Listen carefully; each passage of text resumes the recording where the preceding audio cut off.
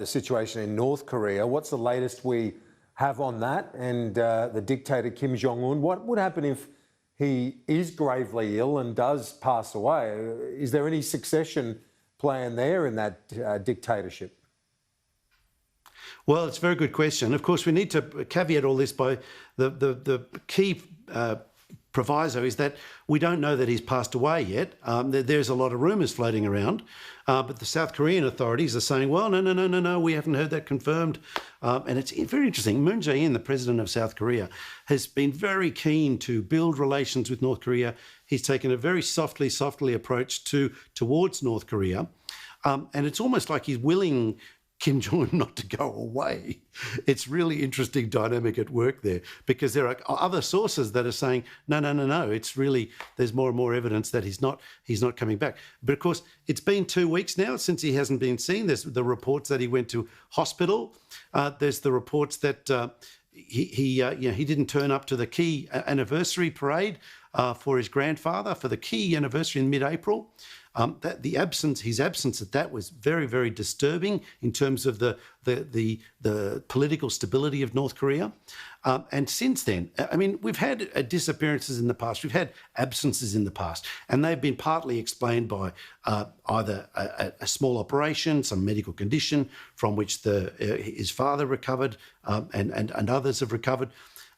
There's also the rumour out there that perhaps this is some way of, eliciting a response from those would-be traitors, and perhaps ferreting them out and making sure that they can be dealt with. But I think that kind of thesis is now wearing a little bit thin, because it has been a long time that we have not seen him or heard from him. And this is raising considerable uncertainty. Now, getting to your point now about the line of succession, this, of course, is where it's really murky, because in the past, Kim Jong Un, his father, the Kim Jong-il, I should say, Kim Jong-un's father, had a clear succession mapped out. Same with Kim Il-sung, Kim Jong-il's father. The lineage is very, very clear. Of course, Kim Jong-un's sons, his children are too young. His eldest is 10. That's not old enough to really be responsible.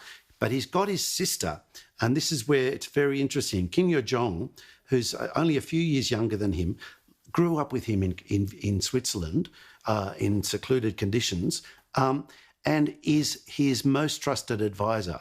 Now, on one level, you'd think that makes sense. She's the obvious successor if he's fallen off the perch. But of course, it's a patriarchal society, and it's one where really all of the key leaders along the way have all been men in the military, in the security services, and all the presidents have all been men. So it would fly in the face of that. There are pundits who are strongly arguing that she wouldn't have the credibility, she wouldn't be able to muster the political weight, if you like, to gain office and hold office. And this then raises the question, well, who else is there, And there's, of course, questions about his uncle, who has been a diplomat for the last 40 years, and that's his father's brother, Kim Jong-il, who has spent a lot of time abroad. Had a very low profile abroad. He was ambassador to a number of countries, but he's back. He's been back since last year, I believe.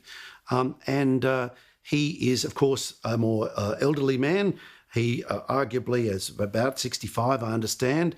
He is probably somebody who might have a bit more credibility, but he's somebody whose trustworthiness is not necessarily guaranteed.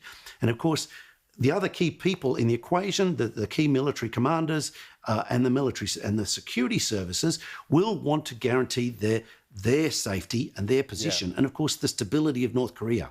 So there's a lot of potential moving parts. There's a couple of other contenders as well, but of course, given that there's this uncertainty, given that we've got potentially Kim Jong-il and potentially Kim Yo Jong as his sister and his uncle as the potential candidates, if we do see a splintering, some siding with one, some siding with the other, then there is a risk of a political unravelling. And of course, we know that North Korea is quite brittle politically. It's held together by repression. And of course, thrown in on top of that is the rumours of a considerable outbreak of coronavirus, which is one of the reasons. One of the rumours out there is that one of the reasons why perhaps Kim Jong Un is in hiding, if he isn't completely incapacitated, is that he's afraid of coronavirus or COVID-19. Now, I mean, the rumour mill is it's just a very amazing. uncertain situation. Professor Blaxland, I appreciate your time and analysis. Thank you